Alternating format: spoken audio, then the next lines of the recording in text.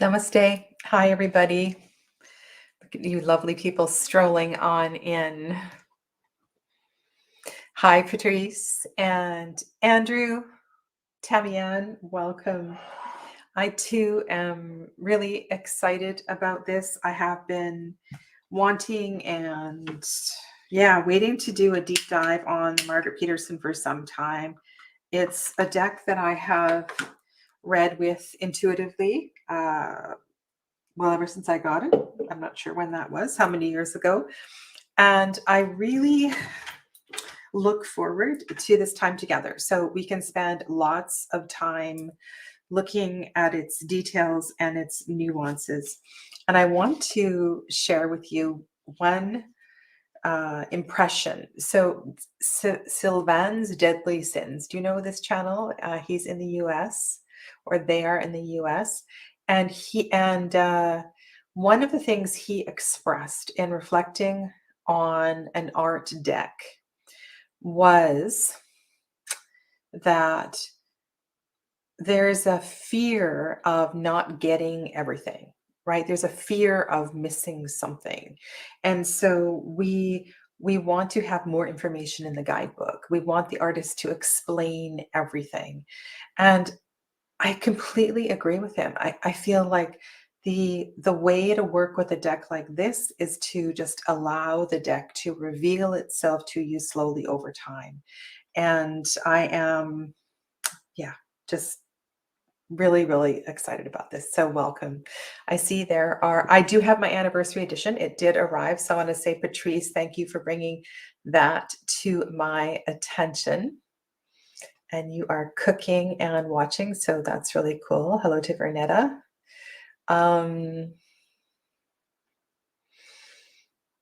What did you say here? Excited to dive into this deck, more in my wheelhouse than Hush was. Yeah, me too. All right. Evangelina, hello. Wonderful, wonderful. And welcome. Michelle Lynn, hello. I don't believe you have been on one of these lives, so lovely, lovely to have you here, and thank you for joining the channel. Elizabeth, welcome. Hello to you. I love the what do you call it? Cartoon version, the avatar of your face. It's beautiful. And yeah, so right, it's art decks. We need just to let them be. I have to say that a couple of my art decks are my favorite decks, and I tend to work with them when things are difficult. I'm thinking of the Redon deck, the one that was created by Melissa Wotherspoon. That is a powerfully evocative deck. And I really don't know much about Redon other than what I read in the guidebook. And I find it tremendously healing, and I can pick up so much from color. And I think that's another thing too, to really allow yourself as we go through these cards to enjoy and to learn from the color as well too. Excuse me. And oh, welcome back, Anna. Lovely to have you here again. Okay. And I know the two Sharons who won the deck. So I'm not sure if you're aware, I did a giveaway, and the two Sharons that won are, one is in New Zealand and one is in Australia. So my giveaways went a long ways, and I don't believe that either of the Sharons have received their decks. I will move Robin Wood out of the way in a busy day on the tarot table. This is the anniversary edition. So same as the German edition with, and I didn't, sorry, these are not in order. I'm going to have to put them down one at a time. I have been kind of previewing and reviewing. So one of the things I thought we could do today is just do a quick go through of the majors, talk about, and I also want to sort the cards into art style and just have a little discussion about the art style, because in this deck we see quite a few different art styles. Now, granted, this deck was painted from 1979 to 2001, right? So over quite an extensive period of time. And I'm sure you know other decks as well too that were created over a long period of time, and the art style does tend to change. And so I don't feel a disjointed nature with the different kind of art style. I know I prefer some to others, but I have no problem to that. But I want to kind of divide the majors into art styles and see if you have an impression or a feeling or something you'd like to share about that energy. Okay. Now, one of the first things that really strikes me as we enter into the journey of the Fool is that we are introduced to the dragon motif. And I don't know if it is, as far as I can go in, a dragon or if it is a. Do we need to look at both cards? We don't need to look at both cards, do we? We don't need to do that. We'll just have one card on the table. Because then I can have two cards side by side. If it is a dragon or it is some other kind of mythological creature. So as you're aware, normally the Fool has a dog, and there is some kind of mythological creature behind the Fool, supporting the Fool on their journey. And I really like that because we're going to see woven in the artwork kind of snakes and dragons and other creatures with scales and so forth. And I like that that is exposed here at the beginning. The whole idea of embarking on a journey and entering in through a portal also really appeals to me. It's like a window has opened up and we're kind of peering through that. Amber Rose, I need you to lie down. All the way down. I'm sorry, Amber's my dog, for those of you that don't know me. Lie down. She just loves the neighborhood, and she's out there always looking. The window is just at the perfect level for her to look out. I will hop up and remove her from the room if she gets noisy. And then surrounding this portal, we have kind of this balanced energy of sun and moon. Granted, we have quite a bit of solar energy at the top, and then we have a cooler energy with the snow-capped mountains and then the moon on the right side of the card. And then, of course, another interesting thing too, depending on how you read the card, we have the yang energy from our perspective on the left. And if you were looking at the Fool, who I see is moving away from us, this would be on his left. So these are kind of reversed, as we see in a tarot deck. Usually we're not looking from the perspective of the card moving towards us. Usually the Black Tower would be on the left, and the Black Tower would be on the left, yes, and the white and the right, because this is the White Tower, this is the Black Tower, moon and sun. Also, in the clouds, I don't know what you see, and I'm going to be looking from time to time down at my table, and I'll be looking up at the camera, but I see different things in the clouds. I see creatures, I see an animal here, and also in the ocean, so in the water below. And I think depending on the surrounding cards in the surrounding cards in a reading, I may see other things as well too. There's a few cards. What I would like to do today is to compare and contrast the solar and lunar energy. So we will for sure be doing that as well too. I absolutely, yes, Tamian, I love the way you describe that. Scrying potential in this deck. I strongly suggest that you, to have a kind of a wider lens, a wider perspective. I told you to lie down, and I meant it. That's Charlie. Off you go.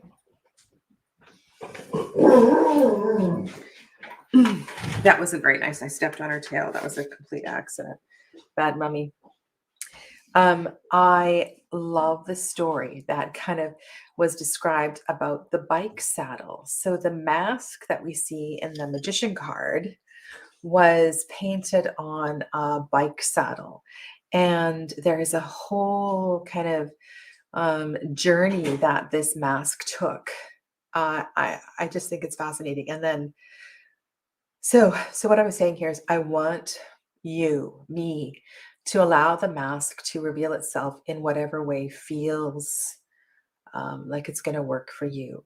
You may see a moon here. This is the magic card, right? So this is the magician card, but it does have a little bit of, we have there's a couple of things that are kind of switched and interchanged in these two cards that I feel, I don't want to pin this deck into any particular boxes or corners. And so one of them is that I feel the moon energy, right? You see the dark moon, right? The black circle. And then you see the crescent moon kind of in the background. And then we have the solar energy. We have the breath of life. So we are getting all of the elements. And I'm sure there must be a feather here somewhere because that seems to be the symbol for the air. So all of the elements are represented here, but then they're also repeated here because we have the pentacle and we have the cup and the wand and the sword. And that's not something we normally see in the High Priestess card. I think for sure. And I want to say that if you are path working with this card, with these cards, please forgive me. Lots of talking today.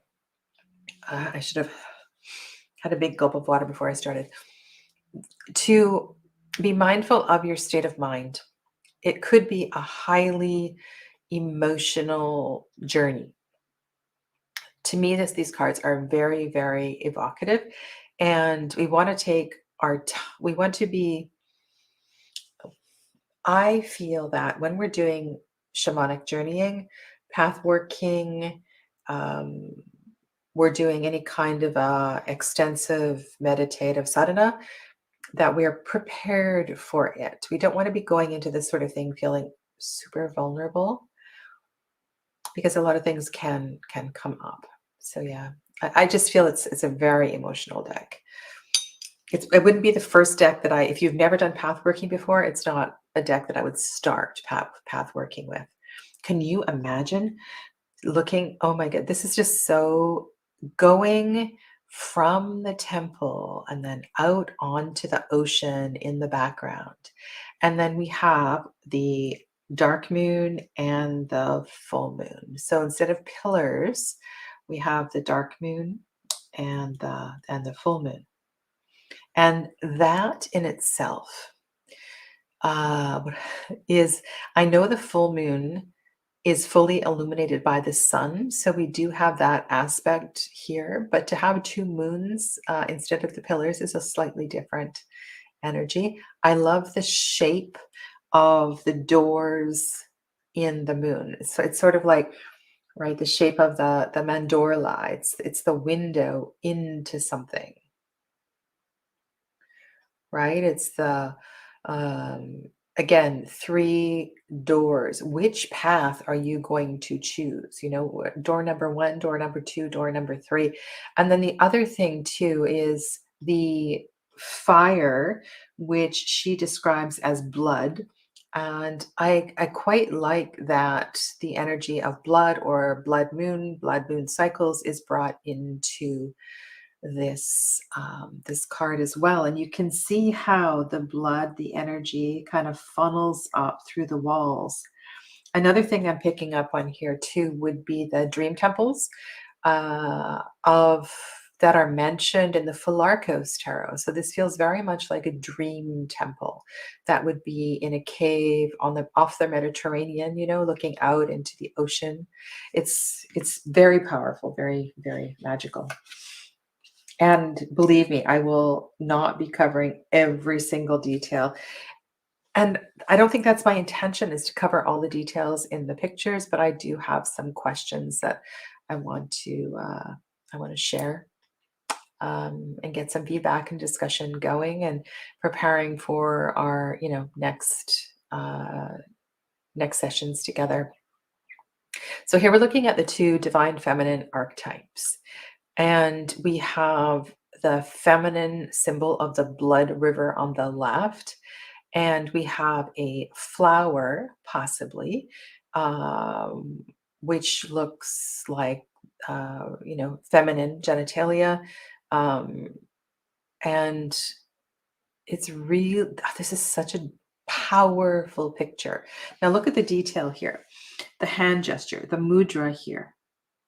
So the hands are overhead, joined at the thumb and the fingers. There's energy that is being created between the hands. And then it's almost as if this is a flame, or this is energy that is coming up out of the crown chakra of the woman and joining with the mountains and all the other aspects of nature that we see around here. So the connection with the Empress here, and the powerful connection of the Empress with nature is really something. And then also the embodiment of power of feminine energy is pretty. It's awesome. Because this card reminds me quite a bit of the Two of Wands, in the Margaret Petersen Tarot, not the Margaret Petersen, the Marielle Tarot. I can for sure compare this deck to the Marielle Tarot. It's not as bold. It feels cosmically enlightening. The Marielle is so strong and so intense. This deck is also intense, but I feel it in a more feminine way. Tamian says, there is a fetal embryonic energy up top. Yes, there is. Mhm. It's beautiful. And I see a couple of things in the mountains up here, and these layers that are created. There's a creature here. It's really something. There's an eye in this flower over here. All right, so now let's look at the divine feminine, divine masculine archetypes side by side, and see where we're going to go with developing masculine energy as opposed to the feminine energy. So we have a oval shape, right? We have the shape of a cervix, the shape of a uterus, a yoni, as opposed to a square boxy shape. So I think intuitively we can not only color, so we have the greens and the blues and the earthy nature here. We definitely have a more fiery nature. But I love in the poem for this particular card, the Emperor, there's a notion of breaking out of the box. The Emperor is so much more than the box. Something about breaking out of the box, or breaking out of the armor, or something like that. And becoming his own, owning his own power. And that's what I'm feeling here. I also love that there is a touch of blue in the card, because that connects us to the feminine archetype as well too. There was a couple of things in this card that really, just, it's so very, very powerful. And we have boxes within boxes. And also, when I was looking at this card one day, and I can see this now, it was as if we were looking at a pyramid from the top down. So I don't know if you can see that. But that would be another way to perceive that card. This is really interesting. I want to get out the High Priestess and put that next to the Hierophant. Okay.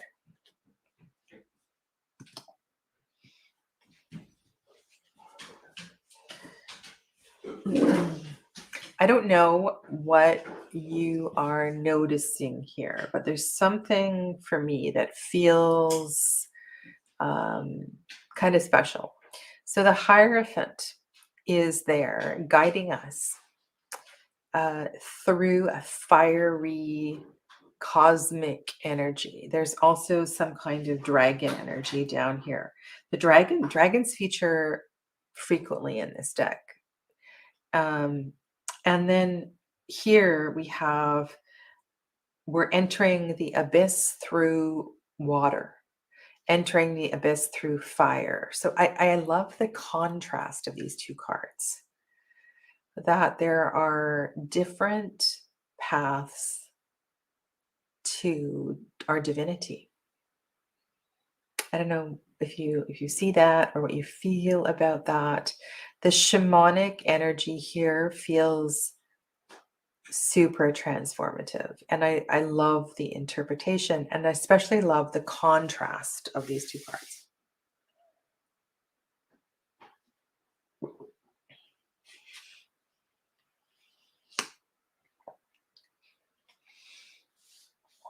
I would zoom out, but I really want to look at details as we go through the majors. The first time we go through the majors. Another thing that I love about this deck are the hands and the feet. And here we have a hand on each side, a foot on each side. We have a kind of a gray blue color on one side and a fiery color on the other. And then we have the dragon snake thing happening in the middle. And so with this yin yang kind of energy, this whole idea of union, there's even faces in the picture. To me, this is a perfect lover's card where we don't know where one begins and the other ends. And I know there's a few artists that have tried to depict that. And the hands, right? So the hands are connected to the heart. We also have feet, which is really interesting. You're going to see feet and hands and feet, handprints and footprints and other cards as well too. So that is something I want to, when we start to get to readings, is to weave through those handprints. Now let's just have a look at the lover in the center. I'll have to back out just a little bit, but I want to put the lover here, and then the Empress on one side and the Emperor on the other side, and then have a look at these three together.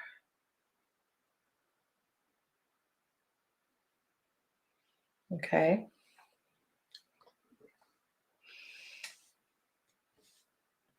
This seems to be planned this way. So she has carried through. We have red on the right? And the Empress on the right. We have blue-gray on the left, and Empress is on the left. So that works out really well. How does that work with the other cards? So I'm just looking here at the dark moon and actually that does fit, because we have the dark moon for the feminine, the full moon, which is illuminated by the sun, for the Emperor. And this is the one that was reversed, right? Because we have the moon on the right and the sun on the left. These are little things I like to pay attention to as I'm going through. So let me know what you think. You guys are really quiet. Quiet. Okay, so lovers. Put lovers there. I can't wait till we get to the strength card. It's so powerful. And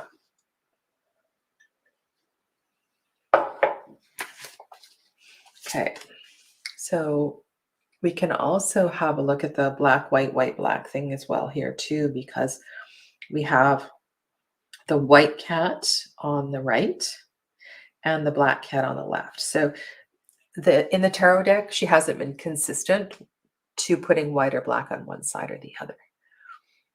This one would be the same as the Fool card with the black cat on the right.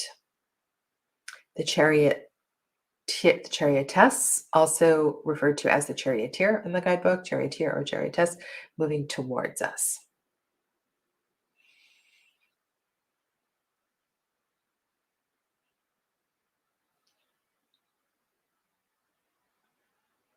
So yeah, it's very now. There's a couple of really cool things here, and I'm sure that as we carry on with this, I'm going to even. I mean, there's just so many details. So being connected to Cancer, having the blue in the background feels really good. But I'm one of those people that always feels the fiery energy of the chariot. And it's energy of moving. You have to commit, right? I mean, there's always a choice with the chariot to go or not to go. We do need to commit to moving forward. And we have this kind of, this could be a shield, of course, it could be a shield, but it also could be just the concentric energy that is experienced, in the heart space, even in the solar plexus, as we commit to going forward. There's a stealthiness to these cats, and I love that they're moving. And I won't say that they're as stealthy as a jaguar, but there's an awareness about them. And I think this is a detail that is discussed beautifully in the introduction. There's a couple of different introductions about the cats and the relationship Margaret and her friend had with a cat named Rosa. Um, so it's a lovely animal to have here. And I think that's a question sometimes we forget how to move forward, right? So you can almost feel their pause, right, Michelle? You can almost feel their pause gently, um, the weight of the pause intentionally being placed down. Yeah. The eighth card is justice, and we go to the energy of Mott, which is illustrated in lots of different tarot decks. So we do kind of in the sky see Mott, we see the scale, we see the feather, perhaps you can see the heart being weighed. But there's something here about justice, and I want to say,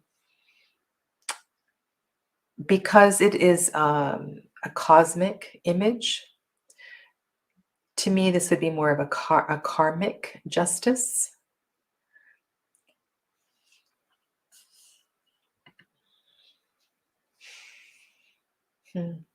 Freya. I like the Freya energy. Karmic justice as opposed to legal justice. But beyond that, understanding that what is just, we might not at this moment understand, and that there is always a greater force, there is a greater energy in play that will be determining what justice is, what is just, what justice is. And this is to me, I don't know what you see down here, whether you see a bit of an abyss, and this line of energy, these paintings here. I'm not quite sure, and I know this is reproduced. You can kind of see a mirror as this comes up. It almost looks like, well, I call them Indian blankets, but it's a familiar pattern, and I need to spend more time looking into the lower half of this card, and I'm happy to share that with you once I get there. Okay, so I'm going to put down a couple of cards at a time, and then I don't have to focus on changing cards. Instead of the Hermit, we have the Crone. So when I see a Crone card in a deck, I want to kind of look, okay, well, where's the Maiden and Mother energy? We definitely have the Mother energy. And so when we get to the pages or other places in the deck, let's remember that we were walking with the Crone in the majors, and kind of compare and contrast the whole idea of maiden, mother, crone. And does that also appear with a masculine archetype as well, too?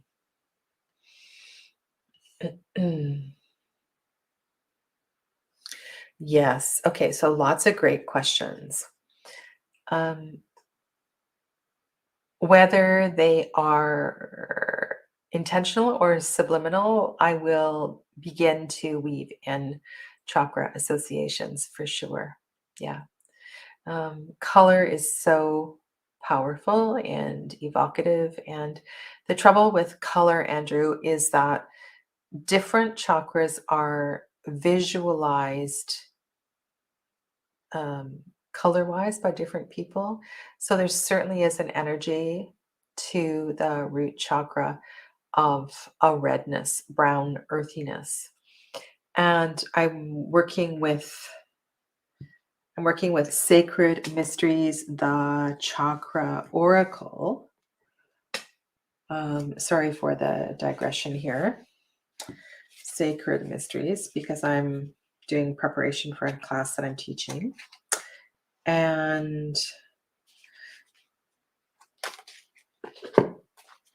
the root chakra, for example, is connected with the color yellow. And the reason for that has to do with the tattva, the element symbol, the element yantra for the root chakra is a yellow square. And when we start to build in colors associated with chakras, it's definitely, there's different ways to look at it. That's all I want to say. Yeah. And Anne is referring to the repetition of the triangles in that Justice card, right? It's the way that it rises up also has me really intrigued. The light. So another thing I will be doing as we do readings is to follow the light. We could be entering into a cave. I almost feel as if we are inside one of the caves in Rishikesh or something. You know, somewhere in the world, the crone has already entered into the cave, and we're looking from inside the cave to the outside, to the sun outside.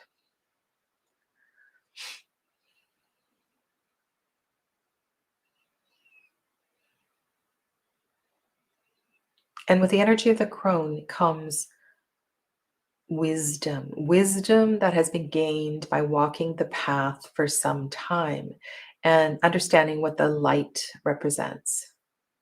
And then we see the flow of the light in the wheel card.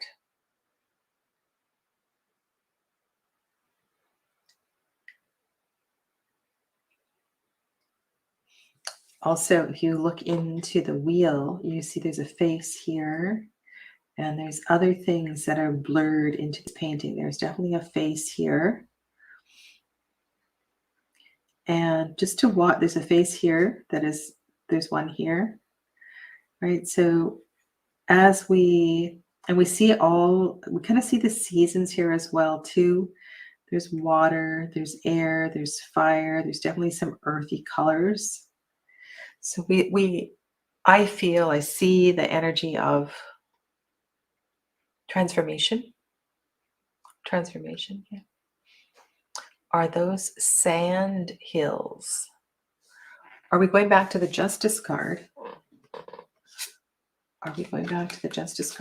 Andrew, sand hills in which card?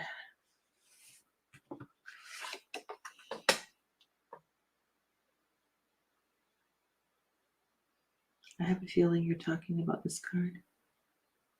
And you know, something really interesting, I see Mott as a Black woman. I don't know what you see, but I see Mott as a Black woman in the Justice card. Oh, in the crone. Are those sandhills? It's a possibility. It can be whatever you want it to be. I think that's part of the beauty of this. Okay. Strength. So let's look at the Lovers card with this one.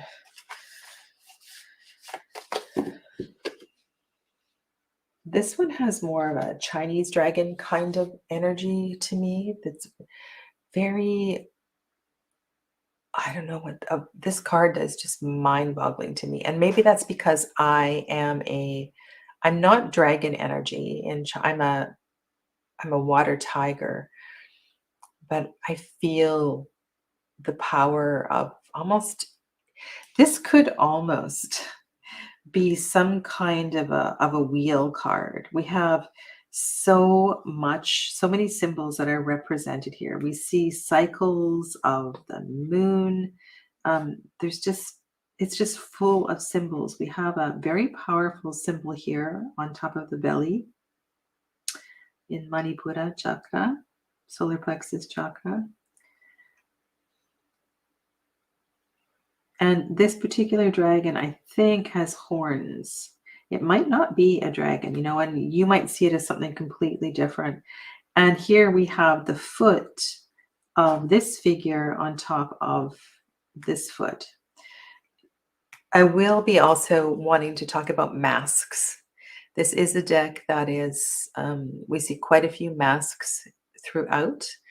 And whether we are working with a mask as a tool of empowerment, as the shaman would use the mask, or whether masks are used when we're feeling a little unsure of ourselves, right? So we have something protective to hide behind. Yeah. They are stepping on the foot. Foot on foot. They are walking on each other. They are walking together. I mean, there's so many things we could say here. Okay, so this is 11. And if you are influenced by the numbers in the deck, then this is going to make a subtle, this will make a subtle change for those of you that normally read strength as 8 if you're playing with numerology. And what we can do, because this is 11 in this deck, is we can look at this in terms of the pages, if you like, different things we can do, right? And if it's 11, it's also connected to the magic card, among other cards. So much. Now, the Hanged Man. This particular, we're going to put the cards into piles in a second, but this particular art style is not my favorite. We see this window, this portal emerge in several cards. It is, of course, in the Fool, but we see it throughout the deck. The number of layers in this Hanged Man deck is really, really incredible. It's mind-boggling. So the foot, the left foot, is being held by the moon and the sun, and both the moon and the sun are anthropomorphized, right? There's an energy, there's a human, a person, or a god within each of these bodies, holding on to this string. We have this tree. We often see a tree in a Hanged Man card, and we see the energy coming up through the earth. We have a halo or a yellow orb behind the head. We see the roots of the tree connecting up and above. So we see roots above, roots below. So we see that reflection. We see fiery energy over here and watery energy over here. And then we also have 2 faces back to back, as well as a transformational phoenix underneath. I don't know about you, but this card is very, very powerful. Let's go to Tammy Ann's comment.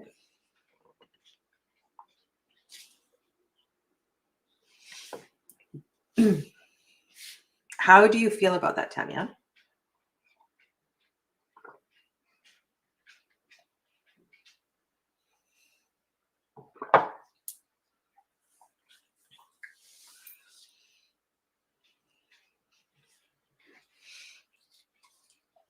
Um, I feel it shows balance. The amount of lunar energy there brings balance to all that fiery color, but I'm not sure what your intention is. I'm so used to seeing solar associations with the card. Yeah. So the solar energy is depicted through the dragon energy as well as the color in the background, and yet it is balanced with the femininity of the lunar energy. And so the softness is portrayed by um, lunar symbols. Okay, so that is 12. And then we go to 13.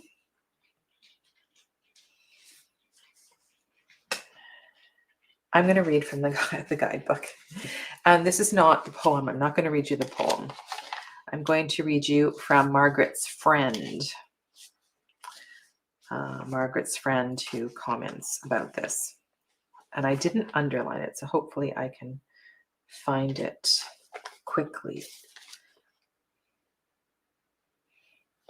I know she talks about renewal first. It should be in order.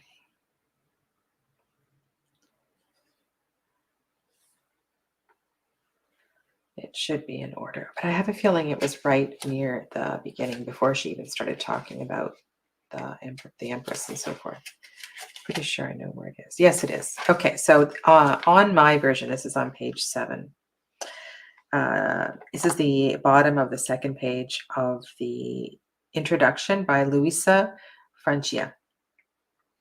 Many moonlit nights spent on the Buchberg in Austria illuminated our search for spiritual truth. How does death look? How does death look? Is death not a woman sitting at the borderline of human existence, sheltering all human beings that venture with fear in their hearts to the other side, with her cloak of compassion?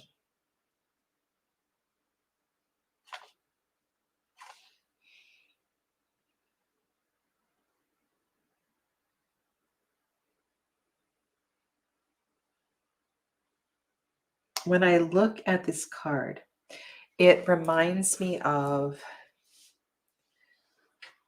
when you hear people say that heaven is right here. The other side is right here. It is with us. It is around us. It is among us. And each of our perception of the other side is going to be different based on our experience and what we're working through. And to me, this card just beautifully connects all of the lokas, if you will, the lokas, the planes of existence.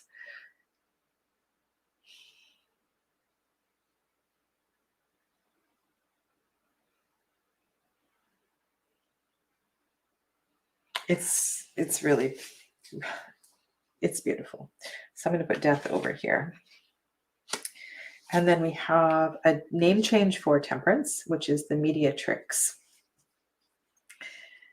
I have found quite a few. We have the Pluto symbol, which is quite easy to find, but there's a few other things in this. If you look closely at the work of the mediatrix, I'm also really intrigued by the gesture, the feet, the legs of the mediatrix, the way that this is so very, very active, fiery Sagittarian energy, weaving energy, being responsible for their own life, being cosmically connected. It's almost like a dance with spirit. We have one hand in the night and one hand in the day and a rainbow in between. And if we can be if we can be as cosmically connected as the mediatrix, then everything will be fine. You know, it's pretty powerful. Now that Andrew, maybe, or other astrologers in the chat can comment on the Plutonian connection here, but that kind of takes this very deep and dark. And I want to say it when I have Pluto connection, I do. I feel its shadow, and I don't know what it is. Um, but we'll carry on, and we'll put these cards into their planetary associations as well too, and see if there are themes or colors that emerge with that, because Margaret does not or her friend does not talk about astrological associations in the guidebook. Yes. So the yin and yang are merging into each other, which is magical in itself. And again, we see that throughout the deck. We see it an embracing energy, embracing the energy. So that is 14. And then we go to 15. So there's the death and devil side by side. This one I have, so we have the two eyes up here, and then there's quite a few things reflected in this shape. And depending on, like I was saying with one of the previous cards, if you're looking at this top down, if you're looking at this 2-dimensionally or 3-dimensionally. There's a really good question here. So I'm just going to shift the cards. We're going to look at the Hanged Man, the trial card. We'll come back to the devil in a second. So let's look here. So the right leg is tied here. The right leg is tied and held with the moon and the sun. It is straight. And sorry, the left leg. And here the left leg is out front. Yeah, it is. It's the same kind of gesture for sure. That's cool. Thanks for pointing that out. Okay, devil. I want to encourage you to look at these cards 3-dimensionally as well too. And for some people, that's easier than others. As a child, I grew up seeing kind of kaleidoscopic images in my third eye. So this feels very, very familiar to me. You know, that kind of broken glass pictures weaving in and out of each other. Let's look at that, Tamia. Empress and Emperor.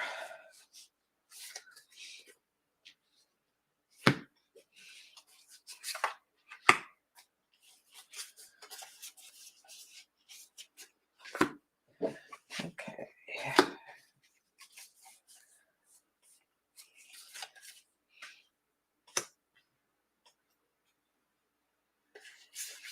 So I get what you're seeing here. You're seeing that shape, right? Because in the devil card, of course, we're seeing the energy of the lovers from a different perspective, and we can, for sure, this is beautiful. I'm glad you said that. We can view the energy of the lovers as the Empress and the Emperor. We see the fire of the Emperor, but also the coloration of the Empress card here. Yeah. Thank you for that comment. Okay, so 16 is the Tower.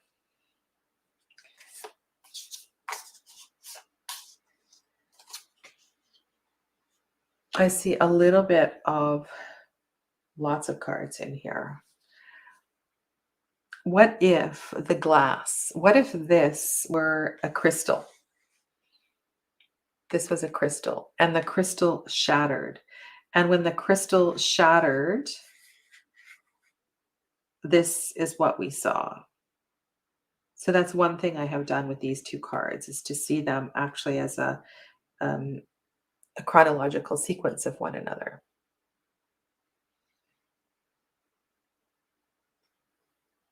Hey, look, there's my chopstick too.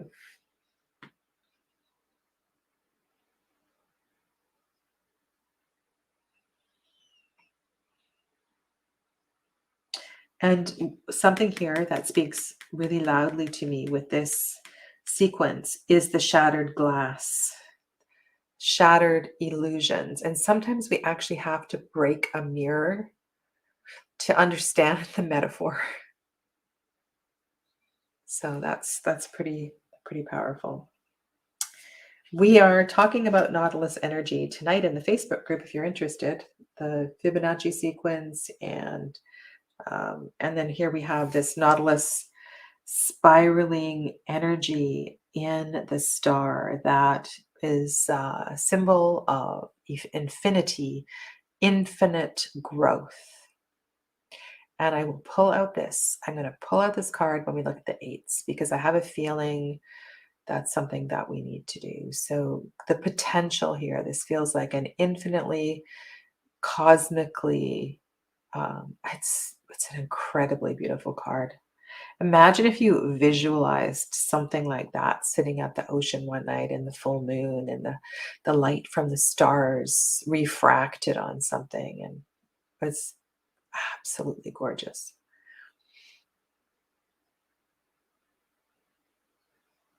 Mhm.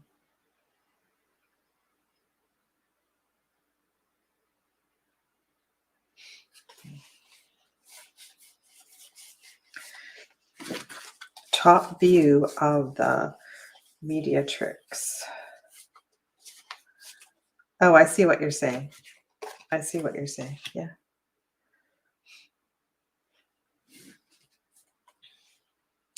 And this will become more important as we're doing readings. And because these cards are so large, it's hard to do a 9 card on the camera, but I'm going to try to do some 9 cards or 6 card readings so we can look at the beauty of the artwork. So from 17, so I'll put down 18 and 19 together. Moon.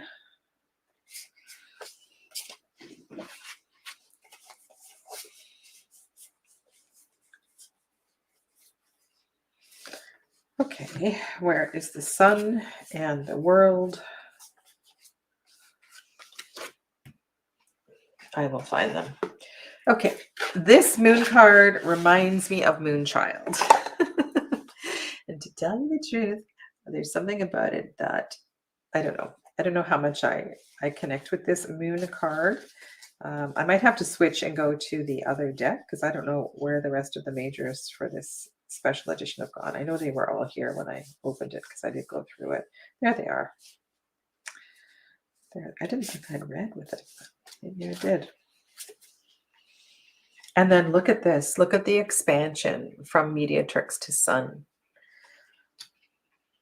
You can almost see the development of the paintings. And again, I'm gonna kind of divide the majors into a few piles in a second. And I'm sure each of us in our own perception can see different things, but the energy that is radiating in the sun card is truly, truly brilliant. Within the moon card, of course, we have the shoulders and the face with the closed eyes in the water. And then within each of the pillars, we also have a reflection. We also have a shadow. We have the crawfish and the animals, as we do in a moon card. And there's something very haunting about the colors that she has chosen. I feel also maybe a little bit of fountain tarot kind of energy with this card. It's very mysterious.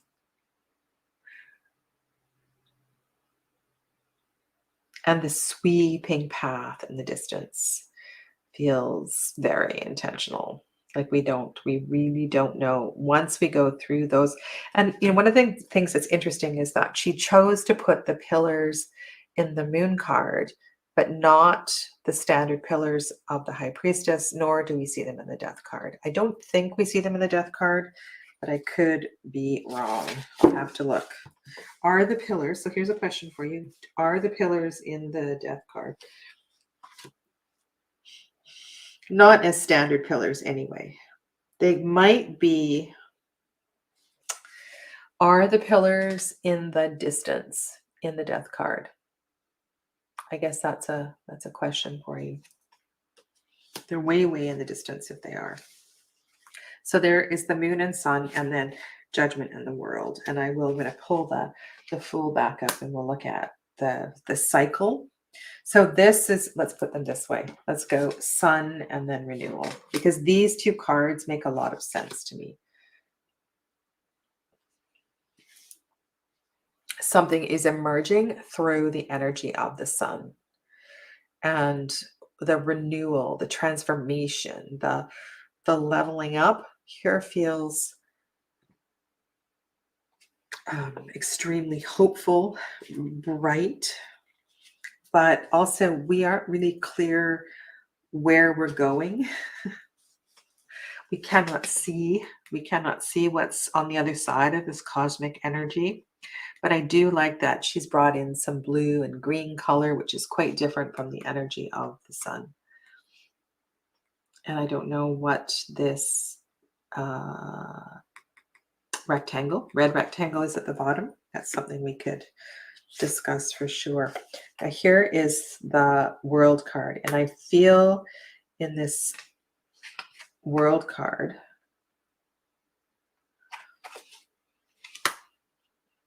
when you look at the figure here, what do you feel? What do you see? What do you see in the center of the world card?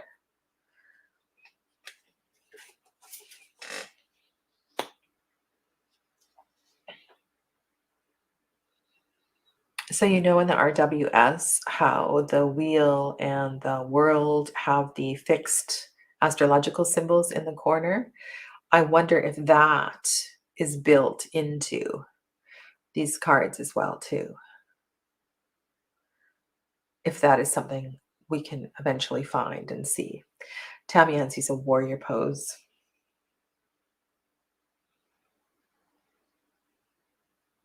And so in this world card, energetically, the mandorla is here. We have, I think, now tell me what you think. Is there a skeleton of sorts here? And in this mandorla, I also kind of feel the energy of the dragons, which we have seen in several of the cards. So there's something to that as well too. But what I want to do is look at the Fool next to the world card. So world. Well, let's put the world here, and then we'll put the Fool beside it. So the reason for doing this is to just appreciate the cycle, the shift, the connections of the deck. And of course, I've mixed it all up. So let's just put that one there. And I'm just wondering if you can see the sequence. Can you see the journey?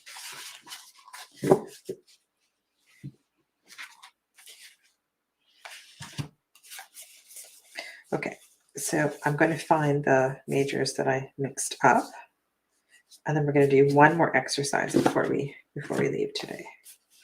And then I'm going to go back and we're going to look at the aces and cards of initiation and so forth.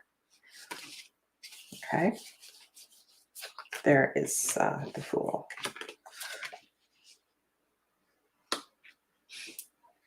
So one of my questions here has to do with, and something I still haven't, hi Sharon, one of the things I have to still unpack is this mythical creature here.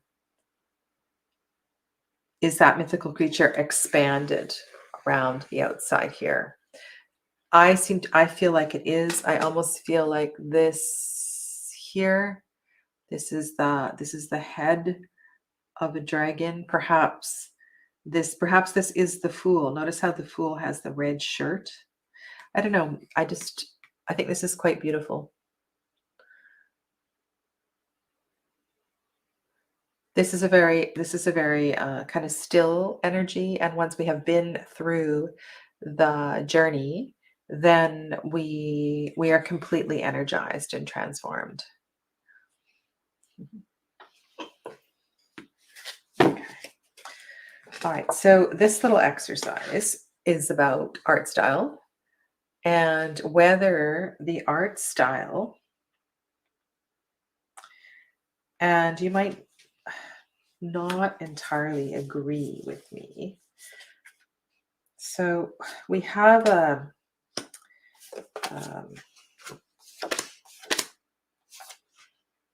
right, so I'm just going to put these ones down together. I had the Fool there as well too, and then the Death card, of course,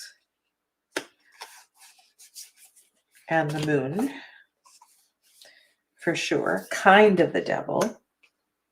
So this generation of paintings, how does it make you feel? Because it's quite unique. We don't see it in the minor arcana.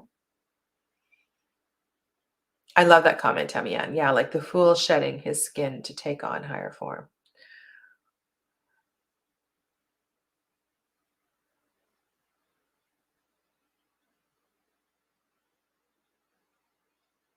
I feel an almost alien nature with these cards. And I find it interesting that we have these watery cards in this alien kind of I don't know, it feels like a kind of an alien world to me, another world. And are they all watery? So we have, yes, we do. We have the new Neptunian energy here. The Fool isn't water. And the mediatrix is fire. It's a little different. I don't know. What do you think? What do you think? You can let me know in the comments later. I know the chat's a bit slow. We're also past the hour. Thank you for hanging out with me here. So that's one question I have. You could also put the star maybe into this group. The star is air. But why don't we do that? Oh, we could also do that. But then we have more of the abstract art, right? We have the abstract art.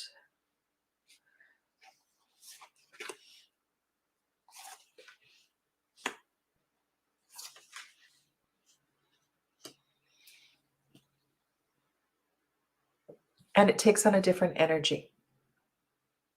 And the abstract art fits in brilliantly with the minors. And yes, there's some more intentional images for sure in the minor arcana. But I just wanted your feedback on how you feel about the shift of energy of the art style. The Chariotess, of course, has this abstract art.